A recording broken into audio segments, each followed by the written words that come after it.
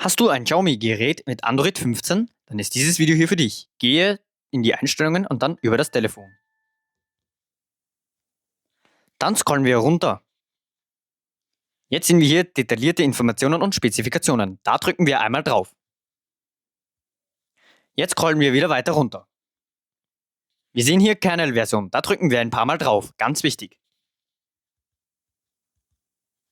Jetzt sehen wir hier, dass wir in so ein Menü drin sind. Da können wir jetzt alles testen, so wie zum Beispiel das Display. Wie wir hier sehen, Test durchgeflogen bei diesem Gerät. Hat dir dieses Video geholfen? Dann lass gerne bei TikTok ein Like da, speichere es dir ab und mach das Plus weg. Und für YouTube auch gerne abspeichern, abonnieren und die Glocke aktivieren, um nichts zu verpassen. Und natürlich, wenn man will, gerne liken. Ich freue mich. Und danke für die Aufmerksamkeit.